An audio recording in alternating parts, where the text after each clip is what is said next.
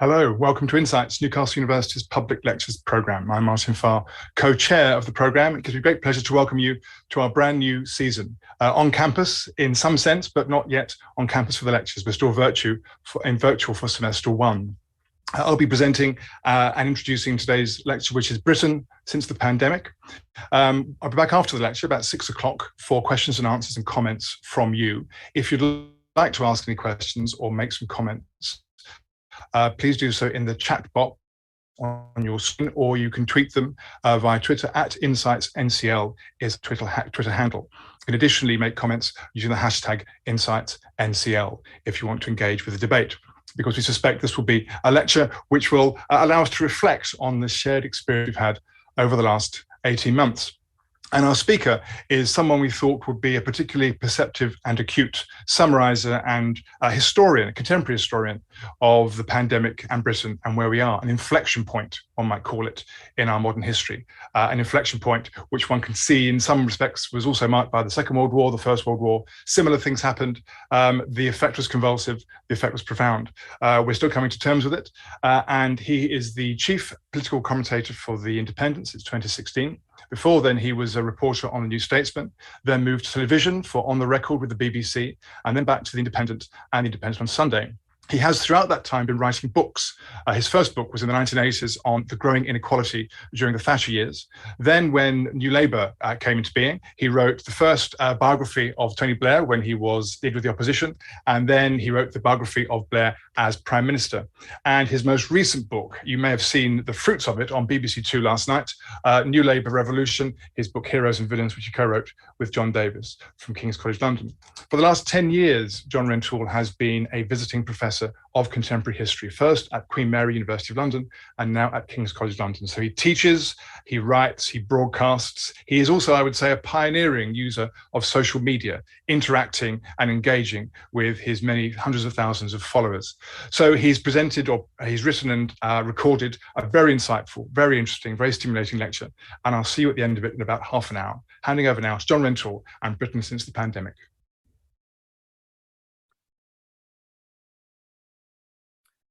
Hello, I'm John Rentoul. I'm a journalist on The Independent. I'm also a visiting professor at King's College London, where I help to teach a course on the Blair government. And in that role, I've also been a consultant to the BBC on their new documentary, Blair and Brown, The New Labour Revolution, which is on BBC Two on Monday nights at the moment. Highly recommended. Anyway, I'm here to talk about the pandemic and the effect it has had on our politics. Now, obviously, the pandemic has changed many things. I don't think before the virus I would have delivered this lecture by video. So it seems likely that it's changed politics in this country. I mean, so Kirstamas certainly wants the pandemic to have changed politics, because previously this country didn't often vote Labour. So he wants to believe that the crisis has shaken people out of their conservative-minded ways. And he argued in his Labour conference speech that the crisis had revealed the best of British solidarity. He said a Labour government would address the chronic problems revealed by COVID with the kindness and togetherness that got us through. And it's a plausible enough idea, but is it actually true that the crisis has changed the country in ways that make a Labour election victory more likely? Let's take a look at that in a number of aspects. Now, obviously, I think you can say that the effect of the pandemic must have been dramatic, in the sense that you cannot have a government spending £400 billion that it doesn't have without it having a lasting effect. And you can't have an outbreak of disease on that scale without it leaving the public health system of any country struggling for many years. And you can't change people's behaviour reducing social mixing by working from home, being furloughed, staying away from school for so long without leaving some kind of mark. But not all the changes will be lasting. I mean, I'm skeptical about people working from home more in the long run. I mean, there may be a one-off effect in bumping up a trend that was already happening as people and companies realized that there were all sorts of things that they could do effectively outside the office. But I think that most people who were working in offices before will go back to working in them most of the time because the hidden hand of the market put people in offices over the decades, because that is the most productive way of working for a lot of people and a lot of businesses. Even so, there are many changes that will take a long time to unwind and which will never go back all the way to the way they were. And Kirstamas also right that the pandemic has revealed many things that we might have guessed about ourselves, but hadn't really appreciated. There's this computer program called Zoom, apparently, and we've learned that a whole new sector of the economy of dark kitchens and delivery bikes and 15-minute shopping apps can spring up in a matter of weeks. We also know now better that there are a lot of key workers, apart from doctors and nurses and care workers.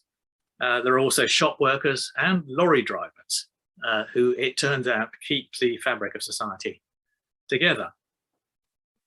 We've learned lots of other things about ourselves. A surprising number of us didn't really mind having our social lives abolished. A lot of us liked staying at home and being told what to do. But we learned that very few people really care about civil liberties. The government managed to make all protest illegal without really meaning to and without realizing it had done it. I remember Priti Patel, the Home Secretary, asking Black Lives Matter demonstrators to please observe social distancing, not realizing that her government had banned any gatherings of more than 6 people for any purpose that wasn't on an exclusive list, which didn't include protest or free expression. I remember the rules kept changing, actually, and the Prime Minister got completely confused in a live TV news conference when he was asked what they were. But most people accepted that there should be rules and that the government should lay them down and that they should have the force of law. Indeed, most people, most of the time, thought that the rules should be stricter than they were.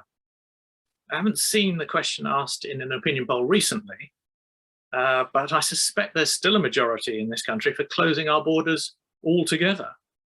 Again, I vaguely remember a befuddled Boris Johnson trying to explain to the House of Commons that a fortress New Zealand policy isn't possible in Britain because so much of our food and medicine comes in and out of the country through the Channel Tunnel. But that instinct to shut out the world did produce one of the most obvious political effects of the pandemic, in that we saw a rise in support for devolved governments around the UK. And in Scotland, we saw a sharp rise in support for independence, although that has since subsided. Nicola Sturgeon, Mark Drakeford, and Andy Burnham all asserted themselves as leaders, part of whose job was to protect their people from a virus brought in from outside. But for all Kirstamas' attempts to bend the pandemic to Labour's purposes, I don't think the net effect of all those changes is necessarily to create a UK that is more likely to vote Labour next time. My argument is that the pandemic has changed attitudes to what the government can and should do, but that this has had little net effect on our politics. And the main reason for that, I think, is that Boris Johnson and Rishi Sunak reacted with the speed, pragmatism and ruthlessness that has long given the Conservative Party its historical advantage. And never mind how Boris Johnson handled the pandemic itself, I think almost any Prime Minister would have handled it better. Theresa May, David Cameron, Gordon Brown, Tony Blair, certainly Margaret Thatcher, probably even John Major. They would have been quicker to react, more focused, more rigorous, more decisive. But I don't think anyone can know how much difference that would have made, because all countries that have been affected differently have been affected differently for reasons that seem to be largely independent of the competence of their leaders. You and I might like to think that Boris Johnson has blundered through it, but most voters seem to take the view that he faced an impossible challenge, and they give him some credit for the early vaccination programme. Yet when Johnson and Sunak responded to the economic effects of lockdowns, they did so with astonishing agility. The furlough scheme and the huge subsidies for companies cut right across Rishi Sunak's previous presentation of himself as a small state Thatcherite, and left space only at the edges for Labour to argue for more government action. Most of us did not previously think that it was possible or desirable for any government to act as an employer of last resort in peacetime, or that it was sensible to borrow and spend 400 billion in 18 months. Most of us would have thought that such a policy, once we realised that it was needed, might have come more easily to a Labour government and a Labour Chancellor, while their Conservative equivalents would resist it. But it was Sunak, who'd been in the job for only a few weeks and who just delivered a budget on the 10th of March 2020 that was wiped out over the following days in a succession of ever more shocking new announcements. It was Rishi Sunak who said that the overwhelming might of the British state will be placed at people's service. Now, there have been two responses from the Labour Party to this extraordinary development.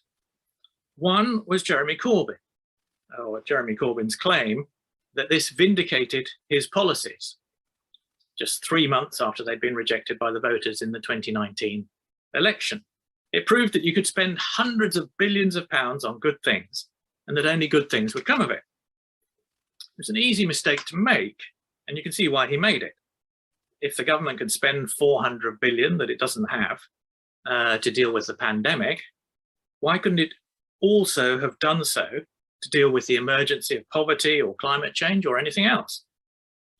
That might seem to make sense, so it's worth pausing to explain why it doesn't. In my view, the thing about spending such a large amount of money to keep people on payrolls and to keep businesses going through lockdowns is that it's expensive, but it averts a disaster that would be even more expensive. Most of the world's large economies have bounced back quickly because they spent a lot of borrowed money temporarily that avoided the horrors of mass unemployment and bankruptcies. The 400 billion wasn't free money. We don't need to go too deeply into the theory of money or macroeconomics generally to know that increasing public debt or printing money on that scale must have consequences, even if we're not sure what those consequences are, what their scale is, or how long they would last. But it will act as a drag on people's prosperity for some time to come, not just in the UK, but in most countries of the world. So no, the government's pandemic response does not vindicate Labour's 2019 spending plans. If a Corbyn government had tried to spend those sorts of sums on free broadband, free university tuition, women's pensions, and all the rest of a long list, that would have been in addition to the temporary emergency spending on the pandemic. And those Labour spending pledges continue far into the future, or as far into the future as the increasing drag on the economy that borrowing such large sums or taxing would allow. The other response to Rishi Sunak's huge state intervention was Kirstamas, which was that the government had done roughly the right thing, but only because it had been forced into it. The gist of Kirstamas' argument is that their heart isn't in it, they won't keep it up, and they won't follow it through. The country needs a Labour government if it is to preserve the gains of the newfound post-pandemic solidarity. In other words, the country needs a 1945 moment when it said thank you to Churchill for winning the war, but turned to Labour to rebuild the peace. Kirstamas' speech was all about how the country faced a choice, and saying that Johnson and Sunak would choose to go back to, well, he didn't say the 1930s, but he meant cutting public spending, raising taxes, and generally making people's lives a misery. While Labour would go forward to a bright new future, presumably powered by the kindness and togetherness that got us through the war, I mean the pandemic, which is the kindness and togetherness that got us through is that phrase from Kirstamas' conference speech again. The trouble is that Boris Johnson keeps on doing what Starmer says he ought to be doing, but won't. The government has already spent the money to preserve jobs as much as possible and to keep the economy going. It's worked in that unemployment remains low and the economy has bounced back so sharply, along with most of the rest of the world's economies, that we now have shortages of everything. The political argument has already moved on to the next question, which is how to deal with the NHS backlog and how to repair the public finances. Again, Boris Johnson and Rishi Sunak have outflanked Labour by doing what you would expect a Labour government to do, and indeed what a Labour government did do in the past when it was faced with a similar need for a step change increase in public spending, namely putting up national insurance contributions to pay for it. Starmer agreed that the money was needed, but criticised the tax rise, saying that working people shouldn't have to pay, but without saying who should, beyond some vague talk about stocks and shares and people with a lot of property. I've never actually been clear how many rentiers there are in the British economy and how much of the NHS backlog taxing them would actually pay for. But the Conservatives have leapfrogged Labour on tax, and people have noticed, well, some people, I mean, Labour politicians have been a bit confused, but some Tories have noticed. Liz Truss, the Foreign Secretary, who's put herself at the head of the revolt against the party adopting Labour positions in her undeclared struggle with Rishi Sunak for the Tory succession, said there are people who say it's inevitable that because of COVID, we're going to have a permanently bigger state. That's what she told a Conservative conference fringe meeting, adding, those people are fundamentally wrong. Well, those people are fundamentally in charge of the Conservative Party at the moment. It was a pretty obvious reference to the Chancellor's words when he announced the tax rise for social care, saying this is a permanent new role for the government, and as such, we need a permanent new way to fund it. And there was a remarkable opinion poll the other day carried out for the Taxpayers Alliance, of all people, which found that Labour were ahead of the Tories when voters were asked which party they trusted more to keep taxes low for people like you. So the voters have noticed. I mean, I can't see the Taxpayers Alliance endorsing Labour at the next election, but it says something that the Tories have lost the advantage of being seen as the tax-cutting party. But that's because they've gained a bigger advantage of being the party that wants to protect the NHS. You know, you can argue about whether that is a believable position, but the opinion polls do suggest that the government's response generally is quite popular. And you can tell that even though no voters want to pay higher taxes, or few voters want to pay higher taxes, that if Boris Johnson and Rishi Sunak had tried to squeeze the resources going to the NHS, if they'd really chosen to return to the so-called austerity of the David Cameron period, then they really would have been unpopular. And they would have left a gap in the political market for Keir Starmer to exploit. As it is, Boris Johnson's left very little space for Labour to manoeuvre in. And Labour's hardly going to win the next election by posing as the party of low taxes. Nor has Johnson left Starmer much space on Labour's other attempt to paint him as the latest incarnation of the same old Tories. Keir Starmer didn't spell it out in his conference speech, but he clearly hoped that the pandemic would make Labour's case for better pay for workers on low incomes. He even used the word equality in his conference speech as part of his four-word slogan: work, care, equality, security. Although he said it rather more slowly than I did. He said in his speech and in his Fabian pamphlet, actually, which I have read, that during the pandemic, we learnt whose contribution to society really matters, with the implication being that nurses, care workers, shop workers, and even lorry drivers should be paid more. Indeed, all of Labour's rhetoric is about the immiseration of the low paid, with the implication that they should be raised up. And yet the party's policy on pay is confused, because the Labour conference voted for a £15 an hour minimum wage, which Kirstamas thinks is an unrealistic figure. But he doesn't want to say so too loudly in public because it sounds mean, and some of the trade union leaders advocate it.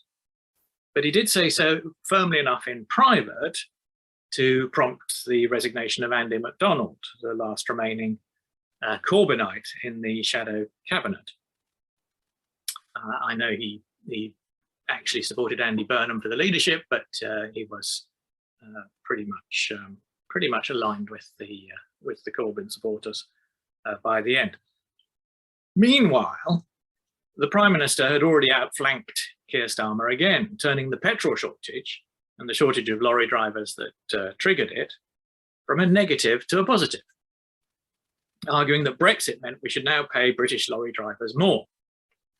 It's an argument of dubious economics, but extremely effective politics, to say that part of the point of leaving the EU is to force companies that relied on cheap Central European labour to train and pay British workers more. So while Labour doesn't want to talk about Brexit and is split on the minimum wage, the Tories have presented themselves as the party pushing for a pay rise for low-paid British workers. You can argue about how convincing that is going to be, but there is no question that that is a position which finds a ready echo with the British people. The Conservatives, and Boris Johnson in particular, are pressing home the advantage of what I call the great class inversion in British politics that has been brought about by Brexit, by which Labour voters have been becoming more and more middle class, and the Tory voters have been becoming more working class, so that at the last election, the Tory vote was more working class than the Labour vote. Every crisis point in recent history has been exploited better by the Conservative Party than by Labour. The 2008 financial crash, the 2016 Brexit vote, and the 2020 pandemic. In each crisis, it was the Conservative Party, eventually, that seemed to have the answer. I mean, it's true that Gordon Brown fought hard to control the financial crisis, and he was right about what needed to be done about it, when David Cameron and George Osborne were wrong. But David Cameron eventually won the right to manage the peace after the crisis, and to try to restore some order to the public finances. Then the Conservative Party made a terrible mess of the Brexit vote, ending up with our deadlocked parliament, but Labour handled it even worse, eventually promising a second referendum without saying which way they wanted it to go. And in responding to the disruption of the pandemic, the Conservatives did what a Labour government might have been expected to do, and is still doing it. At every turn, the Labour Party seems to be trying to catch up with a party that has stolen its clothes. Labour thought that the pandemic was a moral parable to teach its values. But if Kirstamas was hoping that the pandemic would pave the way for a party that believes in the role of the state, that values the NHS, and that wants to pay key workers more, it turns out that the voters might think that that is the Conservative Party. Thank you.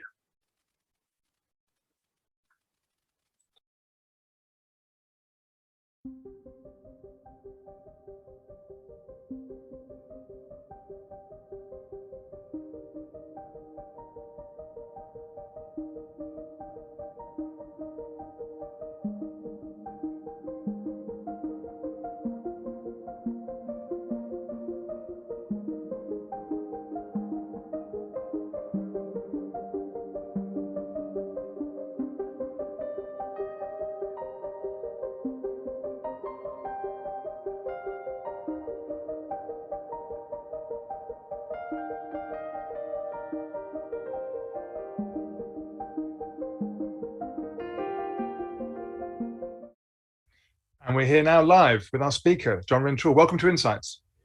Hello there. As given you what you do, commentating and writing and broadcasting and engaging with social media, there's an issue when you do contemporary history of recency. The most recent things become overly dominant in one's sort of thoughts and minds. But given the last 5 years, has it been, in your experience personally, and also as you can project as a historian, the most febrile, the most intense experience we've had politically with Brexit and with the pandemic that you know of? Yes, I think that's right. And the recency bias is one thing that we have to work against constantly.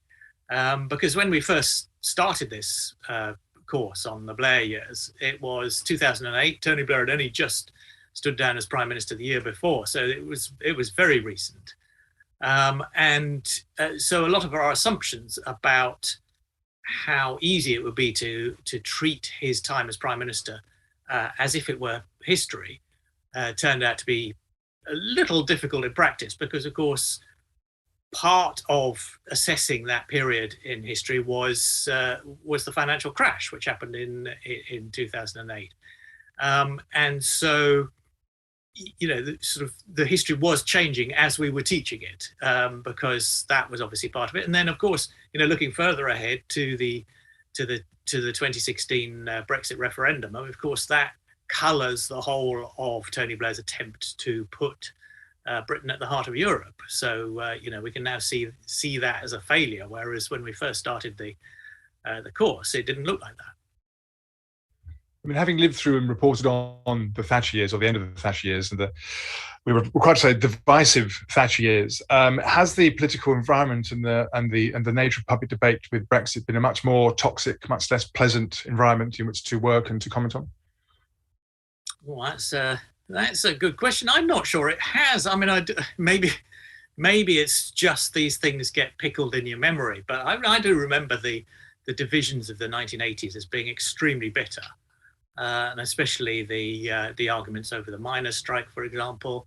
But even just the Falklands War, there was quite a lot of very angry, divisive language at the time. And Margaret Thatcher really was hated. I mean, hated in a way that Boris Johnson isn't. I mean, he's not liked by Remainers or Labour supporters, but he is regarded as an incompetent clown rather than a malign, evil, malevolent force, which is how Margaret Thatcher was regarded. We've got some questions coming in from our viewers, which is wonderful. The first question is from Michelle, which extends the Brexit point. She asks, we are already seeing reports of the unanticipated effects of Brexit, for example, pig farmers killing their livestock due to a shortage of abattoir workers. Do you think emaugh minds could be changed to justify a second referendum? This is a question which keeps coming up among Remainers, and especially Remain supporting readers of the Independent. They're obsessed with this question and the belief that if there will come a point when the nation's eyes will be opened to the folly of Brexit.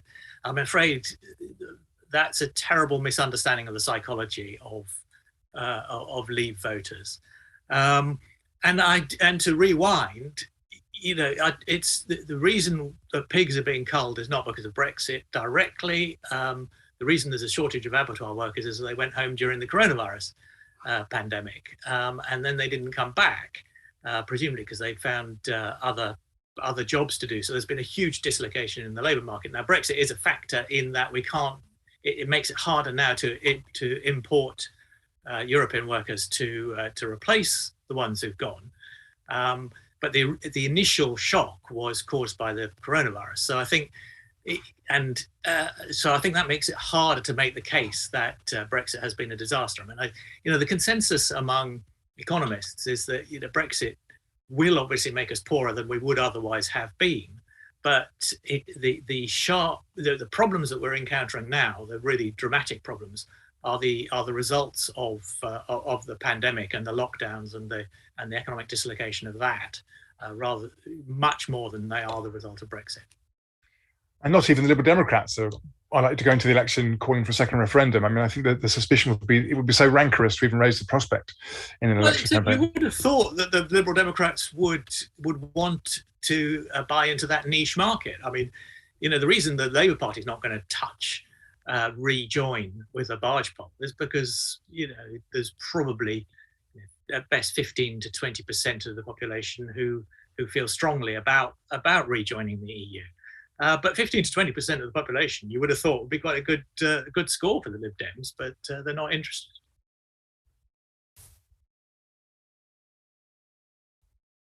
Do you think it will rebound on Starmer, his position as Shadow Brexit Secretary during the campaign? The Conservatives will use that against him for as a Remainer trying to thwart the public's opinion in 2016. I think it's a real problem for him because. It means he can't move in either direction too far, because if he goes too Brexity, then Remainers get upset and they'll start voting Lib Dem or Green again. But if he tries to suggest that he wants to renegotiate the Brexit deal, then those red wall voters are going to be pretty difficult to attract. And that is only part of an even larger problem, which is that he was one of the prominent members of Jeremy Corbyn's shadow cabinet, and the Conservatives are not going to let people forget that. I mean, we saw it with Boris Johnson at Prime Minister's Questions before the recess, saying that Keir Starmer had argued to make Jeremy Corbyn Prime Minister, and Jeremy Corbyn someone who doesn't believe in the nuclear deterrent, doesn't believe in NATO. And all the rest of it doesn't stand to attention for the Queen. So yes, I think Keir Starmer's got a real problem, which is comparable to the problem that Neil Kinnock had in staying as leader of the party and fighting one election in '87 on a policy of nuclear disarmament, and the next election in '92 on a policy of keeping our nukes. And I think that does make it very, very difficult for a leader.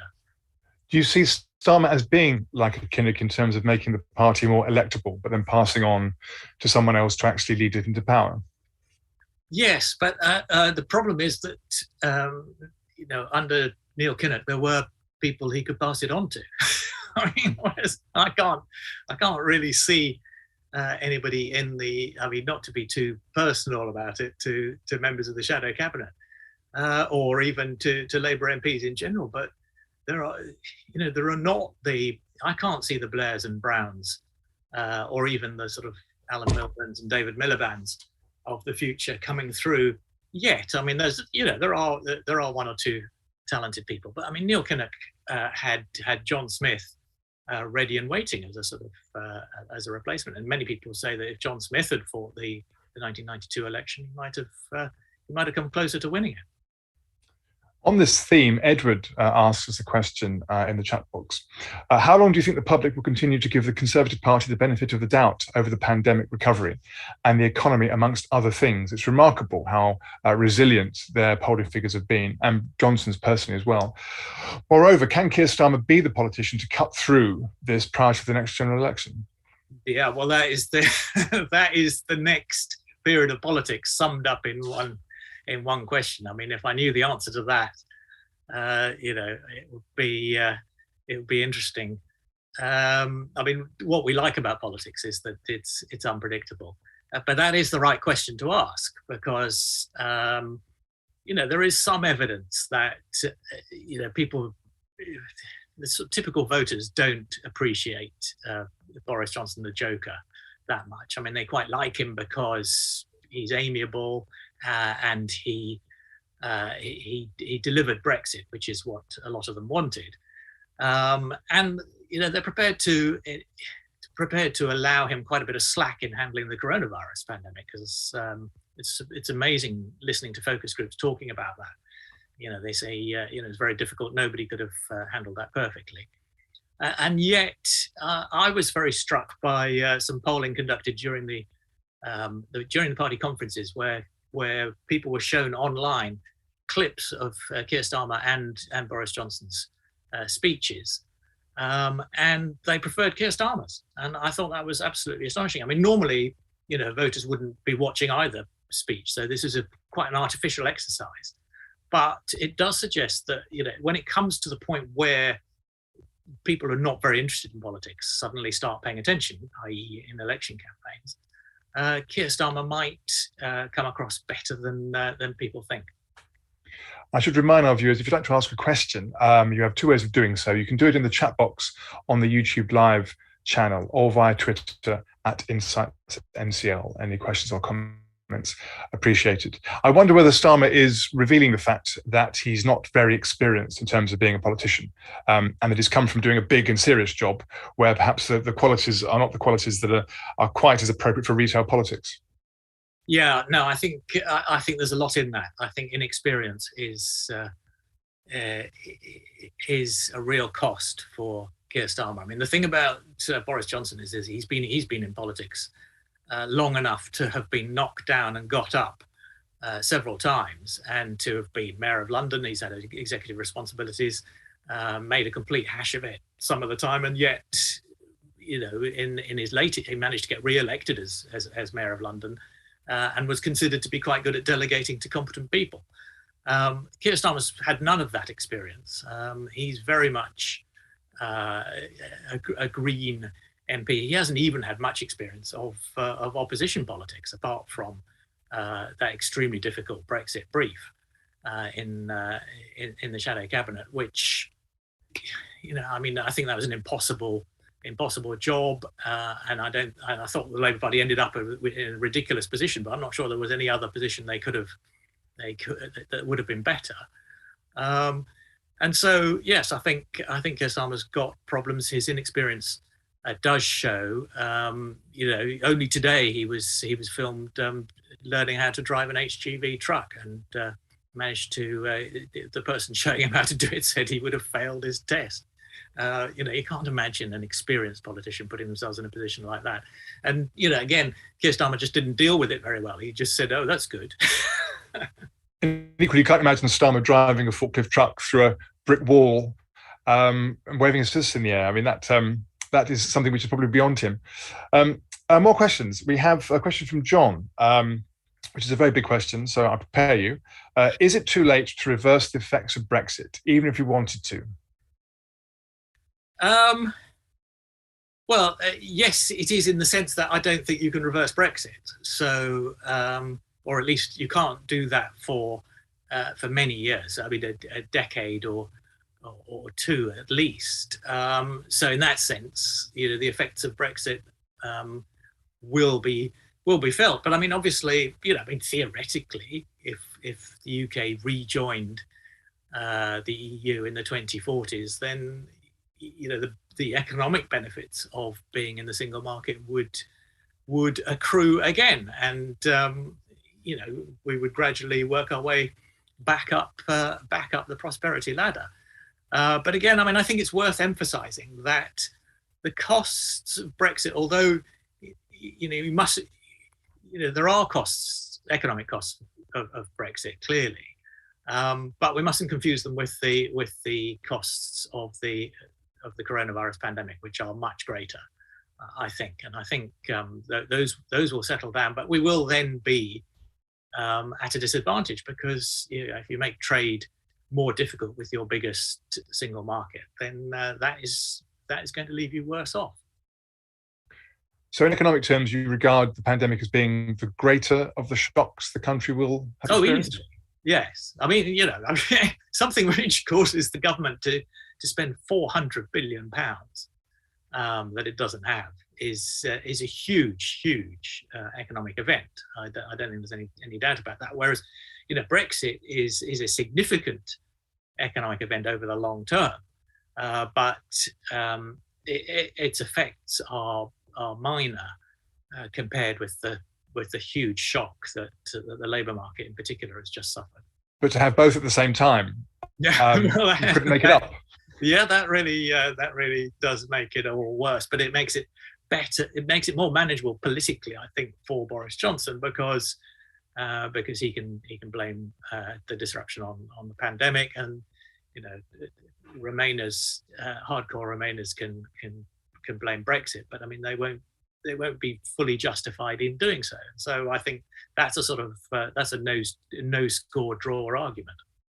In terms of party politics and public life and the quality of public debate and the cultural values and the cultural skirmishes or wars, as some people have described them, is Brexit the more profound of the two and the longer lasting, you think, in terms of the effect it's had on Britain and the consequences of the vote and the trauma of the years after the referendum? Now that's a good question. Yeah, I think Brexit is the more dramatic shock to the British political system in the sense that it is responsible for the realignment of party loyalties, which has been quite marked. I mean, the pandemic hasn't had a comparable effect. I mean, despite what I said in the lecture was, Kirstamas wished it had, because he wishes that it made people realise how the values of solidarity and compassion are so important to us. But I mean, I suspect that's something that will wash through the system quite quickly, whereas Brexit has really forced a realignment of voting behaviour and political loyalties, which means that the Labour Party is now a more middle class party than the Conservative Party. And now that's an inversion of the relationship in British politics that we've been familiar with for more than a century. And I think that is highly significant. And Boris Johnson appears to be absolutely determined to follow through on that and intensify it rather than to go back to the status quo before. Margaret asks, and this I think is a very important question given the experience we've had of the pandemic, why isn't health and social care joined up and free at the point of need as in the past, she asks. Another very good question, and the simple reason is that that it would be very expensive, and for historical reasons, the NHS was founded and quite tightly defined as a sort of essentially a hospital service, and I think that has caused a real problem. I mean, I think it's going to be a growing problem, a real disjunction between the NHS bit, which is free at the point of need, and the social care bit, which isn't. And whatever Boris Johnson and Rishi Sunak have come up with, it is not merging the two in a national health and social care service. I mean, and mainly because that would be hugely expensive. That would mean the state would be taking on all the costs of long-term care in the home and residential care.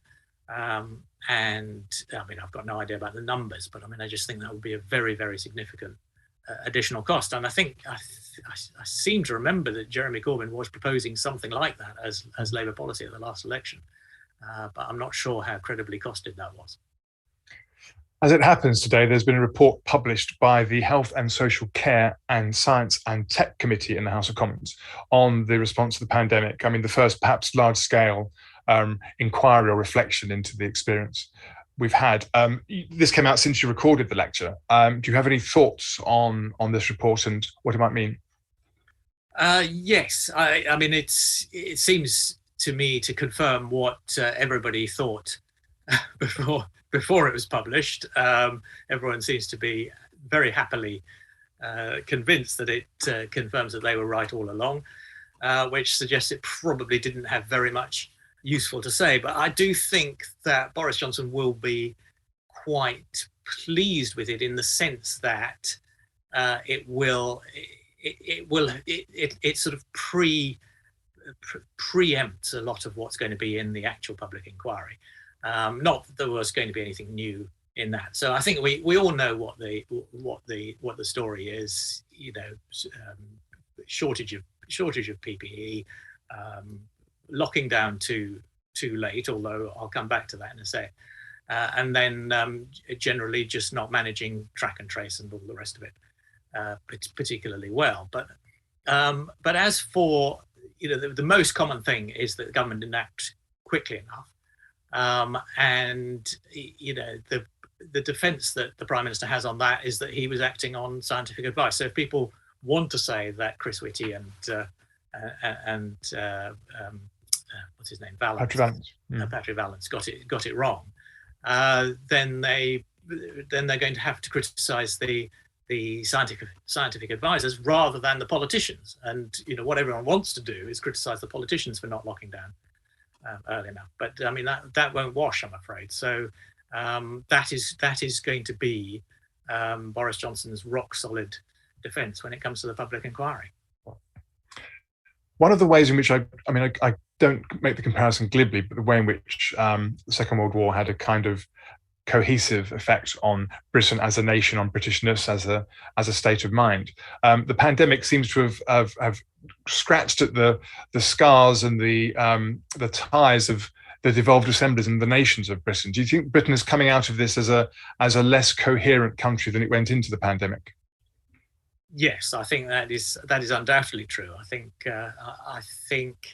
the instinct to close down and to close borders and to shut oneself off from one's neighbours. I mean, it applies at all levels. The sort of level of the street to up to the level of the nation. And one of the levels it applies to is Scotland, Northern Ireland, Wales, and even the big cities. Andy Burnham in Manchester certainly built his profile during the pandemic by standing up against for Manchester against London, and that's standard SNP procedure, and it's a great shame, but it is something that we've seen quite a lot of over the past 18 months. But it's raised Burnham's profile as an alternative Labour leader. Yes, although I think if Andy Burnham's the answer, then it's the wrong question, because that question has been asked twice of the Labour Party selectorate. Andy Burnham didn't do very well in either 2010 or 2015. He wasn't a particularly inspiring campaigner. I mean, one of the reasons Jeremy Corbyn's campaign took off was because Andy Burnham was an uninspiring alternative, although he came second in that contest. So unless something really remarkable has happened to Andy Burnham since he became mayor of Manchester, I don't think he is the answer to the Labour Party's problems. Well, he's been crowned. He's now the King of the North. He wasn't that before. Merely the son of the North. Yeah, and he's been putting himself about rather too obviously in a way, because he's caused quite a lot of resentment among Labour MPs. So yeah, I mean, I just think that there is nobody at the moment who could do a better job than Kirstamas, and that includes Andy Burnham and Sadiq Khan. We have one final question from Pete, and there's no better person to ask this of than you, I think, John. If the Conservatives have now out-Laboured Labour and moderate Labour voters are carrying a Corbyn hangover, must Labour to improve presentation and messaging with a more effective shadow cabinet? Yeah, no, I mean, I think that's an obvious yes. They do need a better team. I mean, to be honest, the Labour Party needs a better leader. I mean, I know Kirstamas is the best that they've got, and I know that he probably is better than a lot of people think he is, but he is still no Tony Blair. And the problem is, the Labour Party is so far away from power, and yet it doesn't really realise it, I suspect. I mean, in a way, that's partly because the way the electoral system gives it 200 seats, almost regardless of what pile of nonsense it presents to the electorate. So the Conservatives in 1997 ended up with 165 seats, and they really knew that they had taken a beating. I'm not sure that the Labour Party has really come to terms with the fact that it lost the last election so badly, and that the prospects of a Labour majority government are sort of fanciful, especially given that Scotland has gone to the SNP, so there aren't those Labour seats available anymore. So the change required of the Labour Party is as great as it was when Tony Blair became leader. And anybody who's been watching those documentaries on BBC Two will know that really was a very, very big change, and that nothing Kirstamas has done has come anywhere near it. So the best he can hope for is to be Prime Minister in a hung Parliament. And I remember Neil Kinnock hoping for that in 1992, and Ed Miliband hoping for that in 2015. But the voters tend to look at that prospect and decide at the last minute that they're not that keen on a minority Labour government propped up by the SNP. Since you mentioned him and your engrossing television series, episode 2 of which was last night on BBC Two, could I end by asking you where you put Blair and indeed New Labour's reputation in 21st century Britain? Where I put their reputation? Yes. What do you describe their reputation? Well, I mean, I just don't think anybody can take away from Tony Blair the fact that he is the most successful Labour leader of all time. I mean, in terms of winning elections and length of time in office, and he also achieved a great deal. So, I mean, I think he is clearly the Labour leader that the party needs to learn most from, and I think that is so obvious that it's rather depressing that it's taken so long for the party to start to come to terms with that, having gone off on its long Corbyn holiday, which was fine. I mean, it was, yes, Jeremy Corbyn did better than anybody expected in 2017. I personally think it would have been a disaster if he'd won. Not that he would have won outright, but we would have been talking about a minority Labour government with SNP support again, and I think that would have been bad for the country. But I think the fact that Tony Blair is the only leader of the party for 47 years since the party last won a majority in a general election, October 1974. It does tell you how special he was and how much the Labour Party needs to learn from him. And yet he couldn't appear in person at Labour Party conference for fear of his own safety. Yeah. Yes. Again, that tells you rather a lot about the Labour Party today. I mean, it is odd that it's you can't imagine the Conservative Party reacting to the success of a leader in such a way. There is something that the Labour Party, something very deep in the Labour Party, that doesn't like success and winning and the compromises necessary to win elections in what most Labour activists, I imagine, would regard as a conservative country. But once you start regarding the country as some kind of hostile beast that has to be appeased and compromised with, then I think you're losing the battle. I mean, Tony Blair actually understood the country and liked the country and wanted to be leader of the whole country. And until Labour finds another leader like that, I think it's not going to win. That is, I'm afraid, all we have time for this evening. So first of all, may I thank our speaker this evening, John Rentoul. Thank you very much. Yeah, my absolute pleasure. Thank you. And thanks for watching. Our next event will be on Thursday, the 14th of October, where we have Emma Griffin, the President of the Royal Historical Society, speaking on women, men and money in Britain. Hope you can join us then. Thanks very much. Good night.